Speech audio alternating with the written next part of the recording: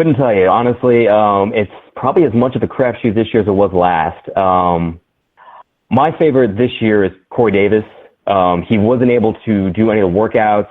He's been limited by an ankle surgery that he had pretty much right at the beginning of the off season. So you don't really get to see, how he matches up on, a purely statistical basis, 40 times and all that. But you watch him play, the guy can ball out because 254 career catches. He's long, he's fast. He can win on separation, or he can win, those high point catches. He is as complete a running or a wide receiver as you're going to get in this draft. I think even more so than Mike Williams from Clemson. Corey Davis should be the prime target for anybody at any top team looking for a receiver. Awesome. So, ladies and gentlemen, you're listening to the Wait a Minute Show with my guest, Jason Kanno, big Bucs fan and previous writer for SB Nation and Bleacher Report. So I was going to ask you 3 games, but I'll go down to 1. Is there one game this season that you got marked on your calendar as far as I got to see that game since the schedules came out? Oh, that's easy. It's Week 15, Monday Night Football against the Falcons. Bucs against the Falcons. Yeah, it's all paths through the NFC South run through Atlanta. The Bucs don't usually get primetime games, and near the end of the season, this could be the kind of make or break game for both teams, quite honestly. The last year, the Bucs and the Falcons split. Bucs winning the home opener and then, or the away opener, and then losing in a complete blowout about halfway through the season. But I'm not sure that's how it'll end up being again. So the way that the season ended for both teams, it could. Honestly, this will be kind of the tipping point of who's going to own the NFC South. I think Week 15 is going to tell you, who's going to end up winning the division. Yeah, and I agree. Tampa was catching some steam at the end of the year, and now you got to think they added Deshaun Jackson. He's no slouch. And they're going to build in the draft still. So I think they're in a good position. So we know they filled the wide receiver position. So him and Mike Evans, is a dangerous combination together. But we'll get into, with the Bucs. So this is your team. This is your, opportunity, to speak on the Bucs, especially with my man JB Jennings out there. So what are the Bucs, needs, for this upcoming season? Where do you think they'll be looking, to fill spots in the draft? There are couple key positions they're going to look to upgrade or at least add some depth. First of which is probably the safety position. You look at who they have at safety and the contracts of those guys. They don't have anybody signed at the safety position past 2018. So they're sort of hedging their long-term bets on what happens this year and who they're able to get in the draft that's quite honestly loaded with safety talent. So I think first, second pick, you're going to see the Bucs take a safety. You're not going to see them take someone like LSU Jamal Adams or Ohio State's Malik Hooker. They're not going to fall that far. What you might see is the potential for them to trade down. I heard today that they were discussing trade down deals, potentially even out of the first round. I think who they might be targeting is Washington's Budda Baker. He's as instinctual a safety as you're going to get in this draft. He's undersized, but he's fast, and the fact that he can pretty much see he knows what's going to happen next for anybody else gives him the sort of game speed that you really want with a single high safety. And it's amazing that you say that because, Jason, as soon as you said that, JB Jennings in my chat room typed in Budda Baker. So you guys are on the same wavelength, as far as like that safety position. So that's crazy that both of you are on that same wavelength like that. But my last question that I'll have for you, and I'll let you get out of here, is the Tampa Bay Bucs is scheduled to be on Hard Knocks. Now, I've told people I've never been a fan of a team being on Hard Knocks, especially not one of my teams. You know, I don't think it's a curse or anything, but I just think it brings unnecessary attention. So I'm asking you, sir, Hard Knocks, is it something you could live without, or it doesn't matter to you? It honestly doesn't matter to me. I mean, I enjoy watching Hard Knocks. I know the Bucks have been close to getting it several times over the past few years, just simply because they've had one of those records that has, you know, made them vulnerable to just being, you know, stuck with it. But funny thing about Hard Knocks, it's a common myth that, you know, it brings undue attention. But in fact, 5 of the past 6 teams that have been on Hard Knocks have either matched their previous record or improved on it. So it's really not that much of a problem as, you know, you might think it to be, you know, having cameras around and all that.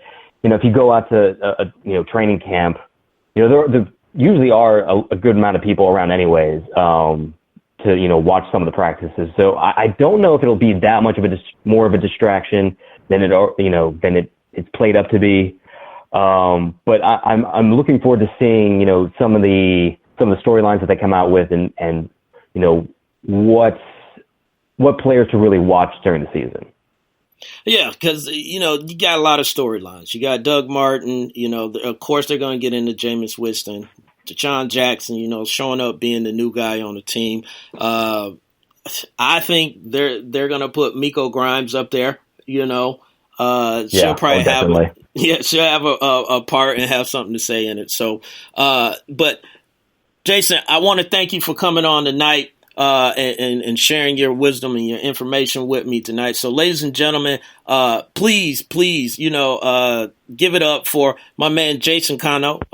Again, Bleacher Report, SB Nation. So, doing big things, and you know, we'll have you again on the show. You know, once when the season started, once when we get, you know, closer to, you know, maybe preseason, and we'll talk some more, you know, Bucks and NFL. So, I appreciate you coming on, sir, and we'll talk again. Okay, great. Thanks a lot for having me. All right. Thank you, sir. All right. See ya.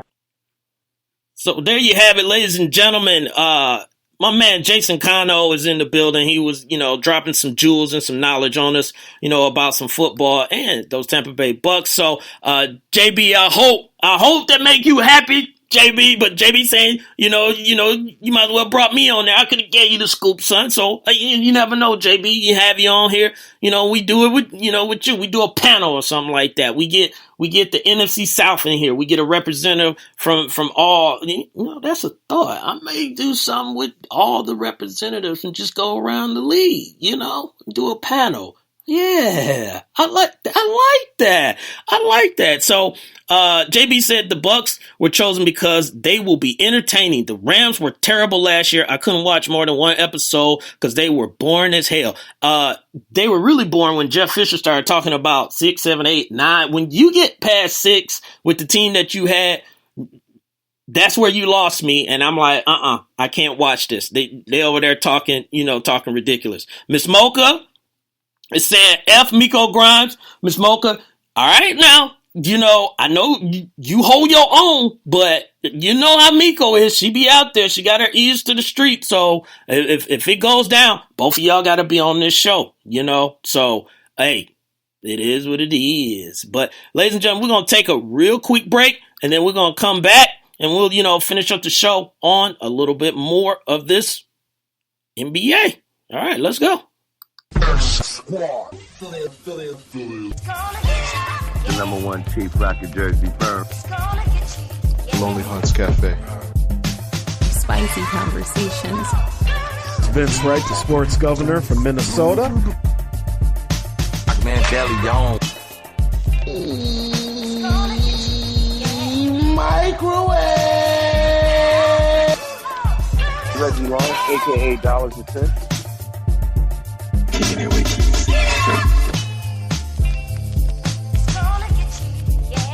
My name is Nathan Ivey.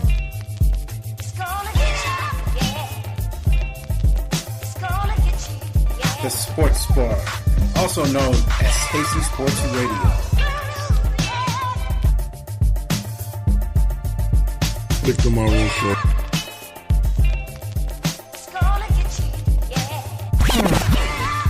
Law 700.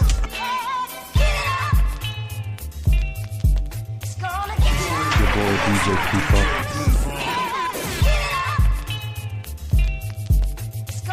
The BS3 Sports Show.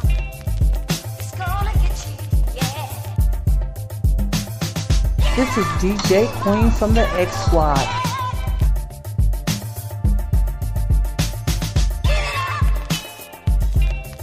Jelani, JB Bodie, and of course, my man Lopan on the Wait a Minute Show.com. Ain't that right, Lopan?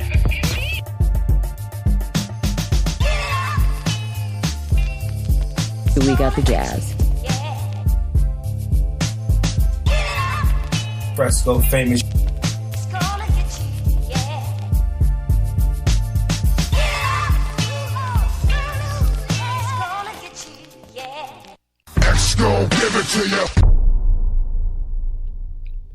And we are back, ladies and gentlemen. Again, if you hadn't heard, I done probably said it about 50, 11 times, is that it is your man Jelani JB Bodie, host of the Wait a Minute Show, with my man Lopan. Lopan, we know you still out there. You out there, Lopan?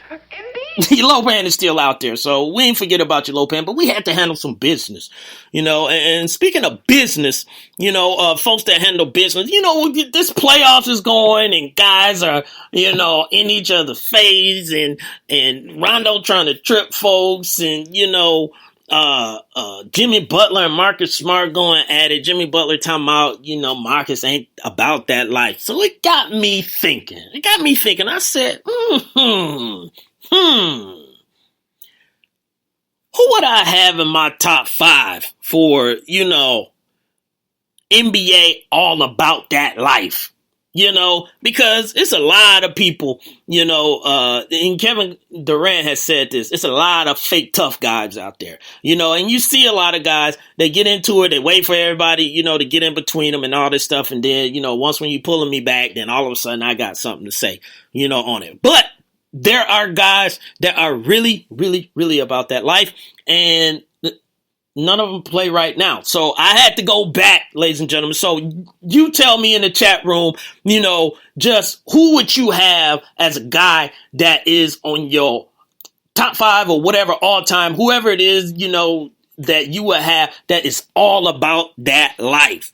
And I'm going to start with number 5. You got to get a little guy in there because, little guys, they had that small person complex or, little man complex, where they just got to, just be aggressive, with everyone. So, my number 5 is going to be my man Isaiah Thomas. And I'm not talking about from Boston. Yeah, that Isaiah Thomas, Detroit bad boy, because this brother was fearless. He would get in your face, but he would also fight you. And I don't know if he had like some rule that you had to be 6'8" and higher or something like that, but I don't think I ever seen Isaiah, get into it with anybody that was his size. He got into it with Bill Cartwright, broke his hand swinging on Bill Cartwright. He got into it with, Karl Malone, caught some stitches on that, about 10 or 11 stitches, getting into with Karl Malone. And then, he was on the Bad Boys team. So ain't no telling how many fights, he was in, in practice. So I got Isaiah number 5, on there. Number 4, a lot of people forget about this man. And we say X Squad, but I say the X Man, Xavier McDaniel. This brother, I remember him getting in Michael Jordan's face real close. He was basically breathing on Mike's teeth. And letting Mike know I'm not going anywhere. I seen him choke folks, So Xavier Daniel is my number 4 on my top 5 about that life NBA player.